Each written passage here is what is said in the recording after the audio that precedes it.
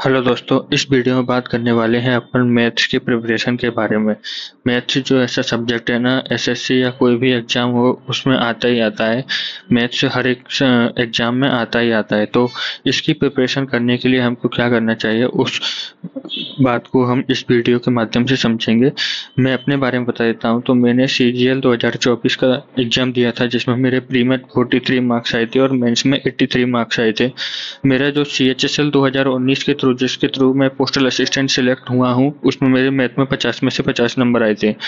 अभी वो नंबर ये कैसे कम रह गए, तो उसके पीछे की अलग कहानी है, उसको बाद में वीडियो में समझेंगे। आप सिलेबस जान लेते हैं। मैथ का सिलेबस क्या क्या रहता है। उसमें जो अपना प्री रहता है उसमें 25 क्वेश्चन आते हैं और मेंस में 30 क्वेश्चन आते हैं। तो मैथ्स के आप देख सकते हैं CGL 23 2024 और 2023 2022 के हिसाब से आप देख सकते हैं कि ज्योमेट्री में और DI में किस DI आता है, आपका प्री में DI आता है, मेंस में DI नहीं आता। और आप इस तरह से देख सकते हैं इसको, इसका पॉज करके स्क्रीनशॉट ले सकते हैं। ये एवरेज एक क्वेश्चन आए हुए हैं जो आपको इधर आपको दिख रहे हैं।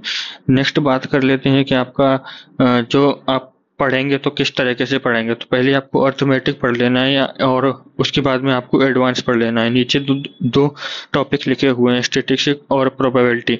ये केवल मेंस में आते हैं, ये आपके प्री में नहीं आते। तो आपको उस हिसाब से इसको पढ़ना है।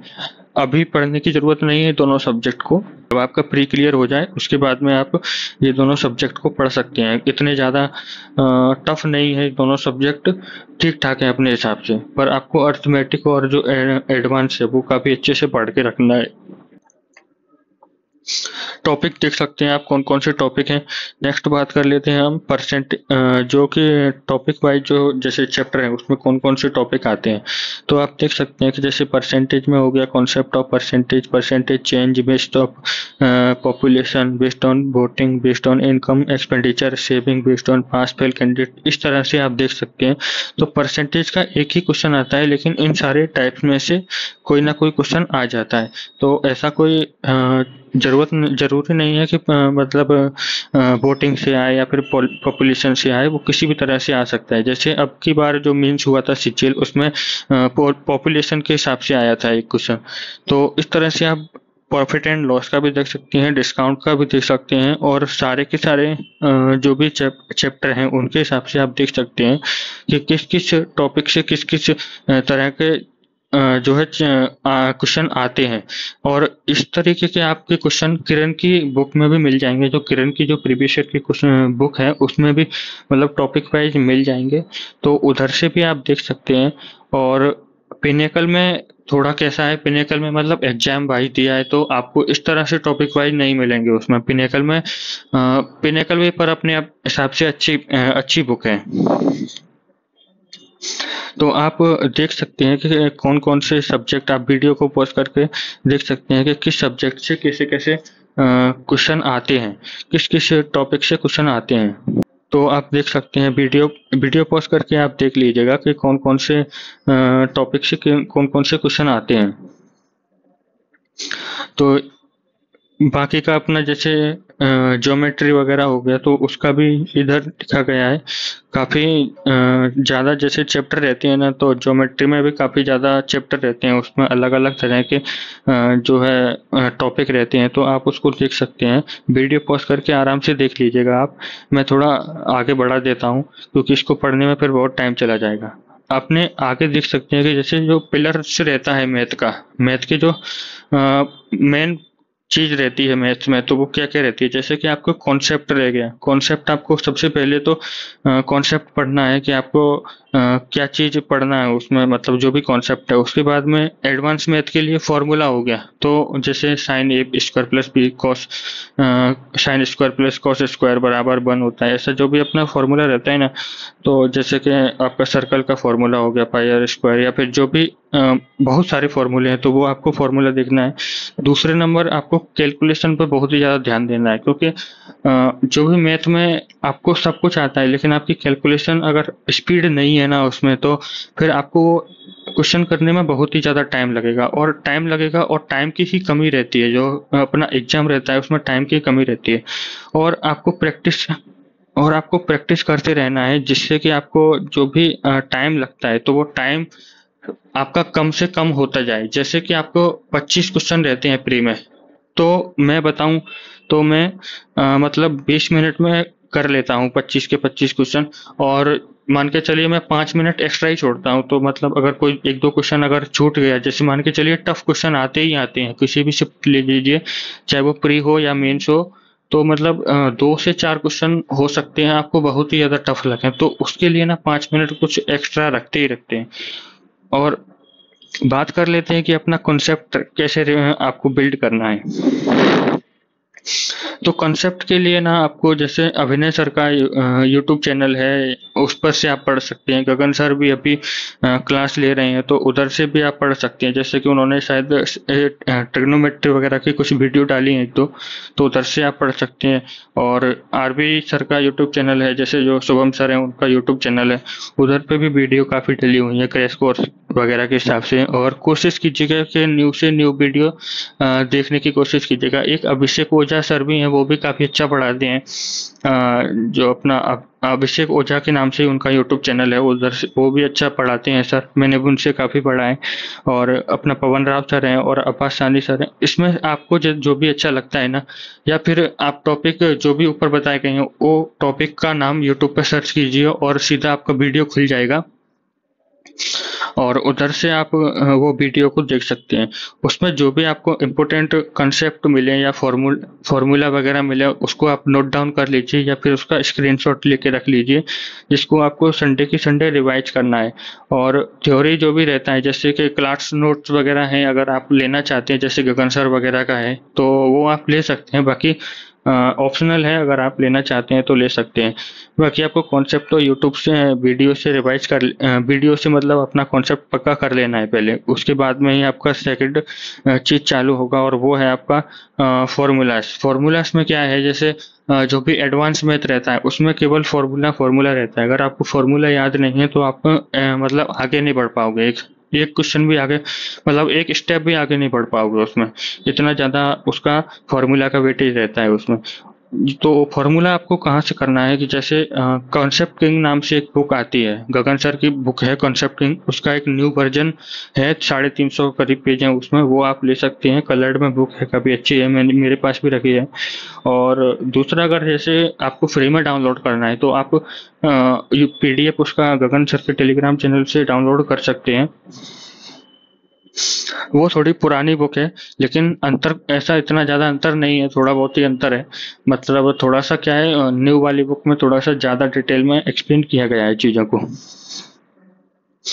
और जैसे आपको फॉर्मूला याद करने में प्रॉब्लम आ रही है, अगर आप बिगिनर हैं, न्यू है मतलब, तो आप उनको लिख लिख के याद कर सकते हैं। और वैसे तो वीडियोस के माध्यम से आपको याद होता ही चलता है साथ के साथ। अब बात कर लेते हैं आपकी कैलकुलेशन स्पीड के बारे में। तो इधर सारा लिखा हुआ है, आप देख सकते हैं कि जैसे आपको स्क्वायर याद करने हैं, 30 तक स्क्वायर याद कर लीजिए। क्यूब्स रहते हैं वो आपको 20 तक और 25 तक भी याद कर सकते हैं, तो अच्छा है। और मल्टीप्लिकेशन, एडिंग और घटाना जोड़ जो भी रहता है ना आपका, वो आपका मतलब प्रैक्टिस चलता रहना चाहिए। जैसे तो आपको मतलब क्वेश्चन वगैरह लगाते हैं तो वो होती रहती है।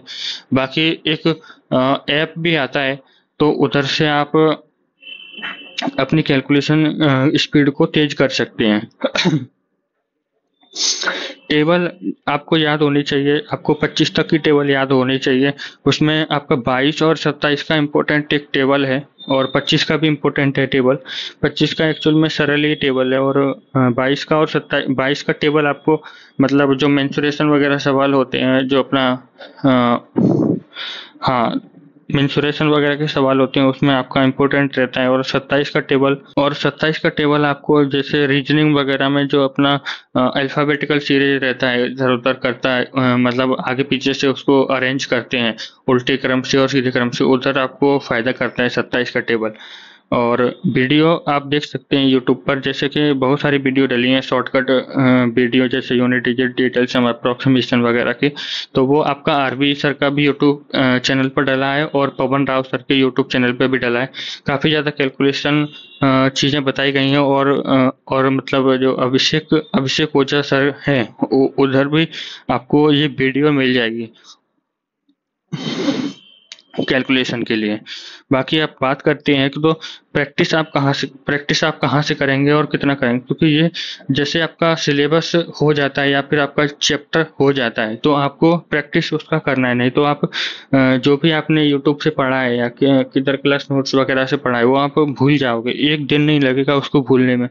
तो जैसे ही आपका सब्जेक्ट आपको हो जाता है यूट्यूब से, तो आप उसका जैसे पिनेकल हो गया या टेस्ट रैंकिंग ऐप हो गया, उसमें चैप्टर वाइज आपको क्वेश्चन दे रखे हैं, उधर से आप प्रैक्टिस कर सकते हैं। जैसे पिनेकल है तो आपने जैसे परसेंटेज पढ़ा तो आप परसेंटेज के सारे क्वेश्चन उसमें से देख लीजिए, या फिर पहले 2024 के जो भी एग्जाम है सारे के सारे उसमें से परसेंटेज बेस कर लीजिए, जो कि अपने आदित्य रंजन सर हैं उन्होंने इस तरीके से पीडीएफ एक डाली रखी है, और गगन प्रताप सर ने भी इस तरह से पीडीएफ डाल रखी है अपने अपने जो उनका एप्लीकेशन है उस पर।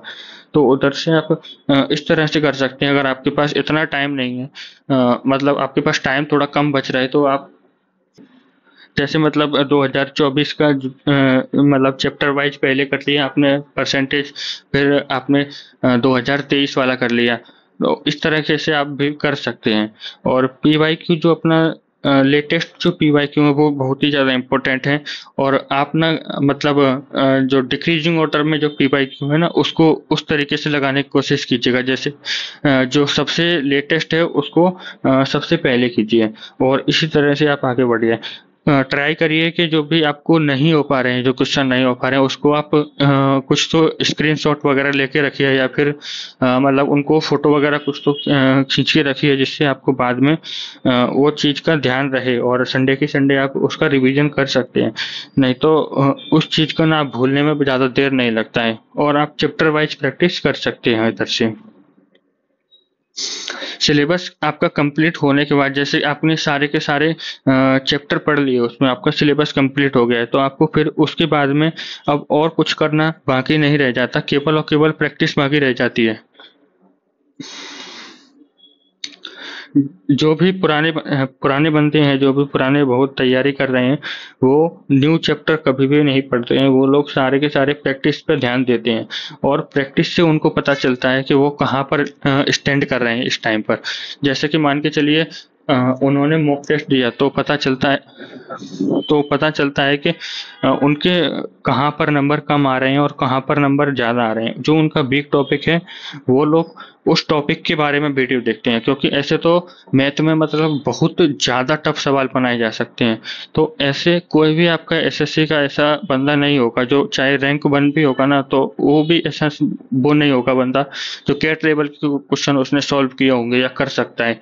ठीक है, तो क्वेश्चन तो उसमें बहुत ही ज़्यादा टफ बनाए जा सकते हैं, लेकिन आपको सिलेक्शन लेना है तो आपको केवल और केवल जो मोस्ट रिपीटेटिव क्वेश्चन है, जो कि मतलब बहुत ही ज़्यादा आते हैं, तो आपको केवल उन पर ध्यान रखना है, और उधर से ही आपके सारे के सारे कॉन्सेप्ट अगर आपका क्लियर है तो आप कोई भी सवाल को जो है बना सकते हो। और ऐसा होता है कि हर बार अलग कुछ ना कुछ अलग करके एसएससी पूछती है, तो आपने अगर एक ही टाइप का रिपीटेटिव पैटर्न पढ़ लिया तो आप मतलब एग्जाम में जाके फंस जाएंगे। और अगर आपका कंसेप्ट मजबूत है तो आप उस तरीके से आप किसी भी तरह का क्वेश्चन आपको घुमा फिरा के दे दी जाए तो आप आसानी से उस क्वेश्चन को कर सकते हैं। आपको चैप्टर वाइज प्रैक्टिस करनी है, आपको मॉक का एनालिसिस करना है, मॉक टेस्ट देना है, क्योंकि उसमें सारे के सारे मिक्स क्वेश्चन रहते हैं, और प्रीवियस ईयर का मॉक भी दे सकते हैं आप इसी तरह से। और आपका जो भी रॉन्ग क्वेश्चन हो रहा है, टफ क्वेश्चन हो रहा है, या फिर आपके जो भी वीक पॉइंट्स हैं उसको आप कवर करने की कोशिश कीजिए सबसे पहले, कि आपका वीक पॉइंट्स क्या क्या हैं, और इसी तरह से आप जो भी मोस्ट रिपीटेटिव क्वेश्चन है उनको आप पीवाईक्यू से कर लीजिए। इसी तरह की वीडियो देखने के लिए इस चैनल को सब्सक्राइब कर लीजिए। Thank you for watching this video.